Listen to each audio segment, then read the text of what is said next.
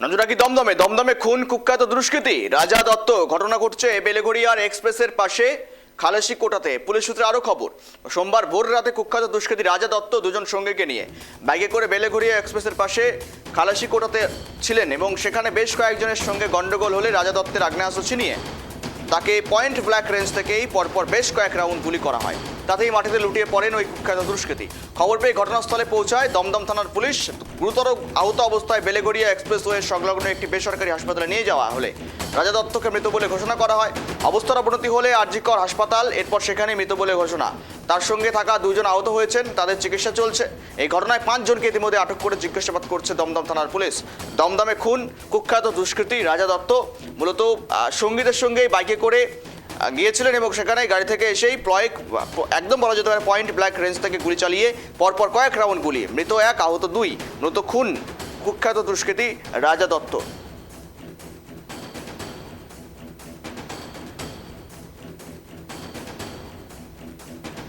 ঘটনা তদন্তে দমদম থানার পুলিশ।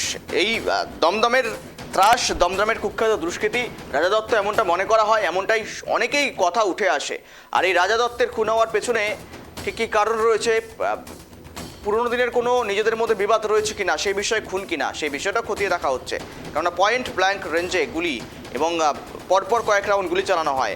তদন্ত শুরু করেছে পুলিশ এবং সেখানে খুন কাণ্ডে কারা কারা জড়িত, যদি এখনো পর্যন্ত যাদেরকে আটক করা হয়েছে তাদের তদন্ত চলছে, জিজ্ঞাসাবাদ চলছে। গ্রেপ্তার কাউকে এখনো পর্যন্ত দেখানো হয়নি।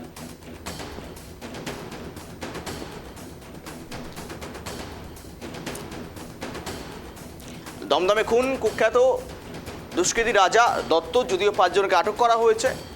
আমরা কথা বলি আরও ডিটেলস নিয়ে। সঙ্গে রয়েছে প্রতিনিধি পলাশ। কুখ্যাত দুষ্কৃতী রাজা নস্কর ইতিমধ্যেই খুন হয়েছেন, পয়েন্ট ব্ল্যাঙ্ক রেঞ্জে গুলি চালানো হয়েছে, আরও 2 জন আহত হয়েছেন। দমদমের ত্রাস বলে পরিচিত ছিল এই রাজা। তাই সোমবার ভোর রাতে কুখ্যাত দুষ্কৃতী রাজা দত্ত 2 জন সঙ্গীকে নিয়ে বাইকে করে বেলগড়িয়া এক্সপ্রেসওয়ে পাশে পুলিশা কোটায় যায়। সেখানে তার আগে থেকেই বেশ কয়েকজন ওখানে জড়ো হয়েছিল এবং তাদের সঙ্গে কোনো একটি বিষয় নিয়ে গন্ডগোল শুরু হয়ে যায়। তারপরই কার্যত রাজা দত্তের কাছে থাকা আগ্নেয়াস্ত্র কেড়ে নেয় এবং কেড়ে নিয়ে বেশ কয়েক রাউন্ড গুলি চালায়, এমনটি জানা গিয়েছে।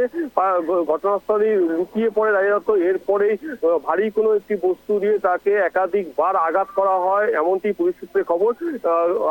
গুরুতর আহত রাজা দত্তকে নিয়ে প্রথমে পুলিশা কোটায় বা বেলগুড়ি এক্সপ্রেসওয়ের কাছে একটি বেসরকারি হাসপাতালে নিয়ে যায়। অবস্থার অবনতি হলে তাকে এরপর আরজিকর হাসপাতালে নিয়ে যাওয়া হয়। তারপরে চিকিৎসকরা তাকে দেখে তাকে মৃত বলে ঘোষণা করে।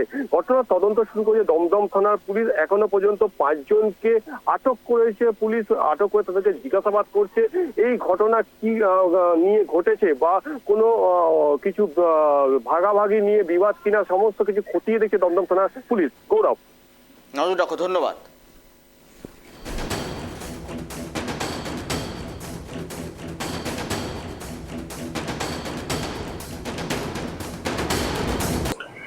দেখুন, কালকে রাত্রের থেকেই আমার কাছে যেটা খবর শুনতে পেয়েছি সেটা হচ্ছে কালকে রাত্রিবেলায় এখানে একটা দিল্লি রোডের ধারেই ঠিক একটা তৃণমূলের পার্টি অফিস ছিল, সেখানে কিছু দুষ্কৃতীরা অবস্থান করতো এবং সেখানে থাকতো। এবং সেখান থেকে খবর পাওয়া যায় কালকে রাত্রিবেলায় সেই অফিসটার মধ্যে সমস্ত কিছু প্রচন্ডভাবে ভাঙচুর হয়। ভাঙচুরে তাদের মধ্যে কারা ভাঙচুর করেছে, কি করেছে এখনো সঠিকভাবে খবর নেই। সেই বিল্ডিংটা পুরো দরজা, জানলা, বাথরুম সবই ভাঙচুর করা।